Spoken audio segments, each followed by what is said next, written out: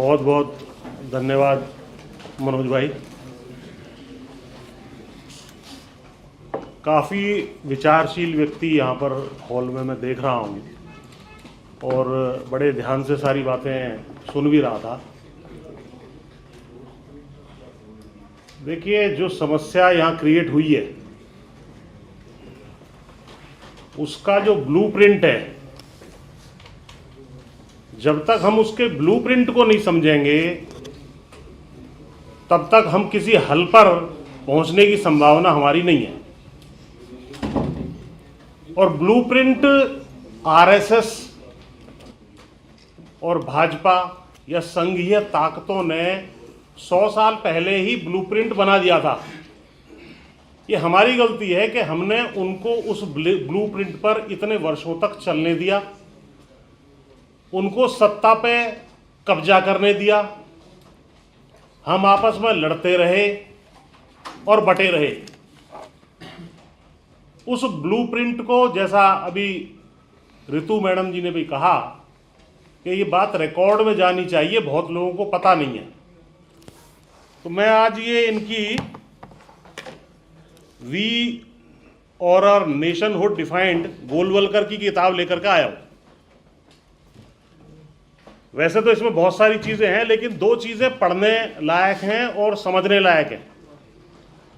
उसके मैं 2 पैराग्राफ पढ़ूंगा और उसको फिर जो है हिंदी में बताऊंगा। ये चैप्टर 5 में कहता है, Hindustan is the land of the Hindus and is the terra firma for the Hindu nation alone to flourish upon. What is to be fate of all those who today happen to live upon the land, though not belonging to the Hindu race, religion and culture? मायने कि हिंदुस्तान केवल हिंदुओं के लिए है और हिंदुओं के अलावा जो बाकी हैं उसमें सारे आ गए। उनका क्या स्थान होना चाहिए, इस पर भी हमें विचार रखना है। आगे ये कहते हैं, those who fall outside the 5-fold limits of that idea. इनका आइडिया है कि भाई हिंदू हैं, हिंदू कल्चर है, हिंदू लैंग्वेज है, रेस है, रिलीजन है। Those who fall outside the 5-fold limits of that idea can have no place in the national life unless they abandon their differences, adopt the religion, culture and language of the nation and completely merge themselves in the national race. यानी कि हिंदू के अलावा इस देश में किसी व्यक्ति का कोई स्थान नहीं है।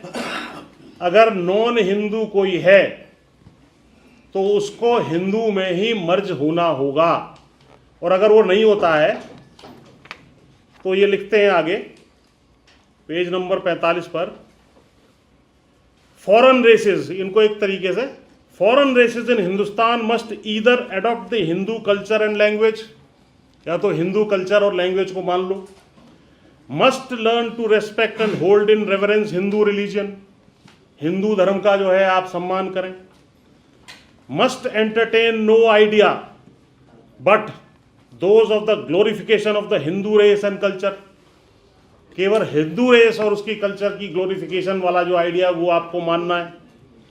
That is of Hindu nation and must lose their separate existence to merge in the Hindu race. अपना जो आपका सेपरेट एग्जिस्टेंस है उसको समाप्त करके आपको हिंदू रेस में, अगर हिंदुस्तान में रहना है तो मर्ज होना होगा। और यदि आप नहीं मर्ज होते हैं तो आगे लिखते हैं, और may stay in the country wholly subordinated to the Hindu nation. अगर नहीं होते हो तो हिंदू नेशन के नीचे आपको जो है नीचे रहना पड़ेगा उनके। क्लेमिंग नथिंग, कोई आपका क्लेम नहीं बनता। डिजर्विंग नो प्रिविलेजेस, कोई आपके विशेषाधिकार नहीं है। Far less any preferential treatment, not even citizens rights. आपके नागरिक के रूप में भी कोई अधिकार नहीं है। ये नक्शा 1939 की जो है पुस्तक है, गोलवलकर जो इनके दूसरे जो है आरएसएस के सर संचालक हुए उनकी, और आगे इन्होंने वर्ण व्यवस्था होगी, मनुवाद होगा, उस सब चीज़ों के बारे में बताया है। तो जब अगला आदमी पहले नक्शा रख के डिक्लेयर करके उस रास्ते पे चल रहा है और कामयाब हो रहा है, तो ये कहना कि इसने ये कर दिया, इसने वो कर दिया, इसने हमें बांट दिया, इसमें आप लोग आश्चर्यचकित क्यों हो रहे हो? उसने तो लिखित में कहा है मैं ये करूंगा, इसको वो कर रहा है और इसमें वो कामयाब हो रहा है। आज उसने सारी संस्थाओं के ऊपर कब्जा कर लिया।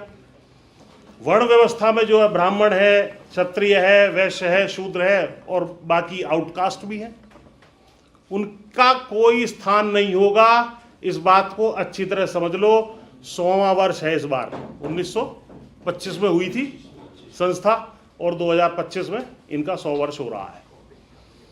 आगे जो मैं देख पा रहा हूं, मुझे लग रहा है कि कुछ समय बाद सबसे पहला और बड़ा टारगेट जो है वो है मुसलमान। इस देश के मुसलमानों की वोट खत्म होगी सबसे पहले, सुन लो, और इस देश में चू नहीं करेगा कोई। दूसरा जो टारगेट है वो सिख हैं। मुसलमानों को पाकिस्तानी, आतंकवादी, विदेशी आक्रांता ये सब कह के खारिज किया जाएगा,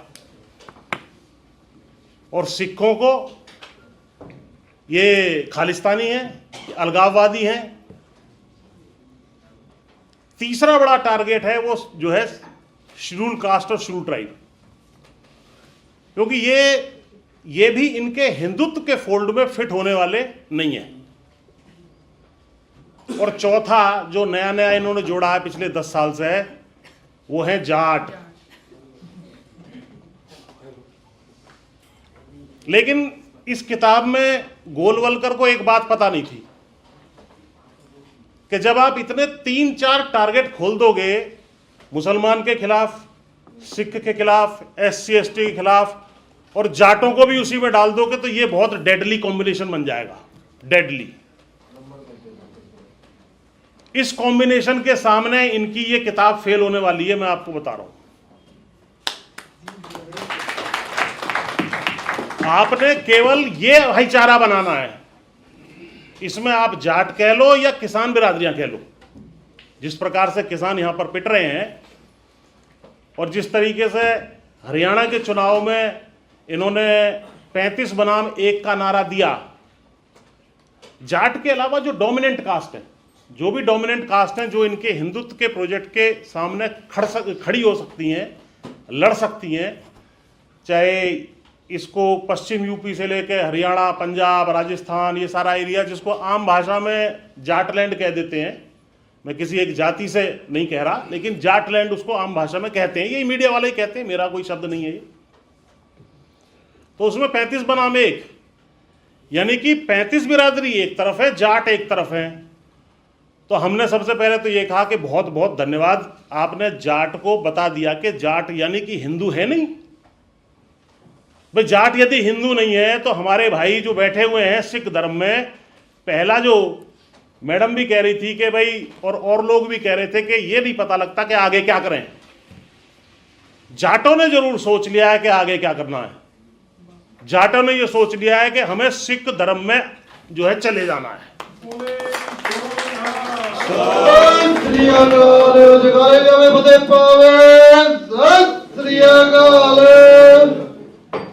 इस बारे में हमने अनेकों इंटरव्यू भी दिए, बात भी रखी। पीछे मनोज भाई ने बड़ी बड़ी अच्छी मीटिंग वो कनाडा के विषय पर रखी थी 10 तारीख को, 10 नवंबर को रोहतक में, तब भी हमने रखी। तो जब आप कह चुके कि हम हिंदू धर्म में नहीं है, 35 एक तरफ है, 35 मिलकर के एक को हराएंगे, सत्ता पे काबिज होंगे, तो ठीक है, नमस्कार, धन्यवाद। हम जो है सिख भाइयों के पास, जहां अपने भाई बैठे हैं, उनके पास चले जाते हैं।